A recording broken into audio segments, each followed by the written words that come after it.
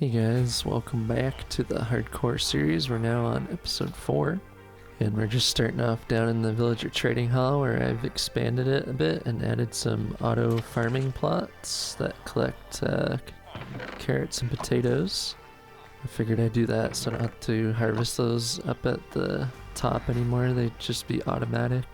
I've also been doing quite a lot of trading with the farmers, so now I can get golden carrots, I think, from one or two of them. So now I've been using golden carrots for food. Today our focus is going to be getting the materials for the Guardian farm. So I located a desert and linked a portal to it, and we're going to grab some sand for some glass, as we're going to need quite a bit of it for the Guardian farm so mobs can't spawn. This desert was also nicely right beside a mangrove swamp, which I haven't actually checked out yet, so I'll probably be checking that out in the next episode or two. And then figured I should probably look around the desert because there might be a temple, so I turned around and started looking around and found a village, and then went to check that out. I decided to rob a lot of stuff from the village as it's just free stuff, so I figured, hey, why not? So we got a bunch of free books and some cactus and flower pots, and I also found some diamond horse armor, which is pretty cool. As you can see, I got pretty sidetracked here as I was coming here for sand and ended up looting a village instead. And there was also a temple right next to the village, so I went in there and stole all the stuff from in there. And as my inventory was already full, I had to make some pretty good decisions on what to get rid of out of there. But yeah, now we have TNT, so we'll be able to break some bedrock on the nether roof and get up there for the farms that I want to build. As I was heading back towards the portal, I found some ocean ruins above ground, which is pretty rare, and the loot wasn't that great, so I didn't end up taking anything. And I don't know if anyone else has been having this problem in the latest version of Minecraft, but sometimes the game lags super hard when trying to open a chest, either underwater or right after you break a block above it. I'd be interested to know if that's just me or if everyone's having this issue in the latest version. It ended up taking about 28 seconds for this chest to open, so after it did open and I didn't see anything good in it, I ended up just going back to get the sand. So there's where I dug out, got quite a decent amount. Then went on the journey of trying to find a piece of bedrock in the nether ceiling that was 127 so that I could go above and break it. Ended up finding one pretty close to the portal, so I climbed up and did the little ender pearl trick to get through the bedrock. I just wrote my coordinates down in the chat here so I knew which block to break and didn't lose it. Once I finish doing this, it'll open up so many different farms that we can build easily above the roof of the nether.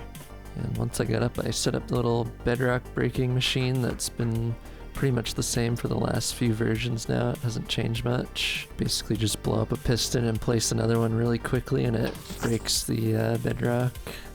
Remember when dark oak trees came out, they could break bedrock just by growing them up into the bedrock, but that got patched out pretty quickly. And as you can see, we broke our piece of bedrock, so now we have a way up and down. And now that I had pretty much all the materials to do the Guardian farm, I wanted to set up a mob switch so that I wouldn't get attacked while building the Guardian farm. So I found out where a stronghold was and linked a portal on the roof to go to it and built a silverfish mob switch, which are pretty easy to make. I just used the one that's on ENX04's channel on YouTube. And me being a big dummy, I completely forgot to press record while I was building it, so you guys will just see a quick cut here after I block off the entrance and it'll be pretty much done here. I ended up AFKing for about 45 minutes to an hour to get the right amount of silverfish, and then we went back through the portal and switched on the chunk loader. And for anyone that doesn't know what this does, it keeps these chunks loaded in lazy chunks with a portal, and that will make it so no hostile mobs can spawn in the overworld. Although it does have a few small exceptions where stuff like zombie pigmen spawning on portal frames will still come through your portals and stuff like that. Yeah, here's the chunk loader. It basically just keeps sending minecarts through the portal to keep the chunks on the other side loaded. I then went back to base and dug out a small area and a slime chunk to try and get 2 slime balls for the 2 sticky pistons I would need for the Guardian farm. And as those were the last 2 things I needed, once I ended up getting those, we were ready to start building the Guardian farm. I didn't start building it quite yet though. I wanted to go get some packed ice so that I could build a boat highway in the nether towards our mob switch to get back and forth quicker. It's about 500 or 600 blocks away, so I wanted a quick way back and forth. After mining for a little bit, we got about 9 stacks of packed ice, and then I went back to start building the ice highway. These are also pretty easy to make. You just place the ice every other block and put a button on top so no mobs can spawn, and put a railing. Then you can go pretty quick, as you can see here. And with that done, I went back to base to load up a boat with a chest with all our materials to start building the Guardian farm. And once it was loaded, we went to go look for an ocean monument, which there was one right next to my base, but I didn't want to use that one because its ocean wasn't deep enough for it to work as well as I wanted it to. The Guardian farm I'm going to build is also by ENXO4, so if you guys want to build this, you can check out his channel. And as we start building here, I'll just leave you guys with a nice little build time lapse.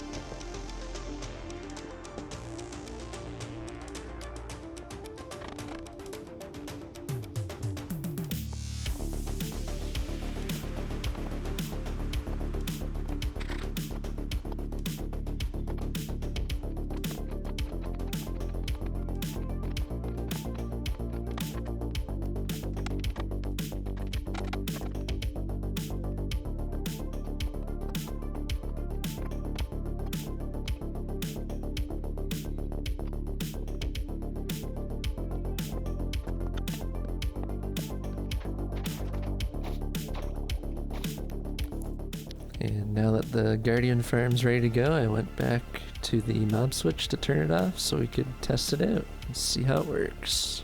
The mob switch was definitely pretty amazing to have while building that, so I wasn't getting laser beamed the whole time by Guardians. I'm sure we'll probably end up using that again for some sort of overworld farms. Now I'm just gonna head back and actually try out the farm now. I ended up changing the design a little bit where I have fires at the end of the water streams there to delete extra items. And as you can see, it works pretty well. So what I think I'm going to do now is craft a full set of diamond armor and go on a little bit of an enchanting spree. I also ended up disenchanting my sword because just unbreaking wasn't too great. Having access to this farm is going to make me feel a lot safer now that I'll be able to enchant basically whatever I want and do it easily. And also once I start fishing and getting some nautilus shells, I'll already have the materials to build some conduits in the ocean, which will allow me to breathe underwater. And since my pickaxes already have mending on them, I decided to repair those real quick before I started actually enchanting. I think once I'm done getting some decent armor. Probably in the next episode, I'll start looking for netherite, then we can upgrade everything to netherite. I feel a lot safer doing that in maxed out diamond armor. So I'm just gonna go on a little bit of an enchanting spree here, and once I'm done I'll show you guys the result. And here's what we ended up getting. We got protection 4 on pretty much everything. I got feather falling 4 on the boots. We got respiration and aqua affinity on the helmet. Also got sharpness 5, looting 3, and sweeping edge 3 on the sword. And that's about it. Thank you all for watching, and if you enjoyed the video, please consider subscribing. Bye!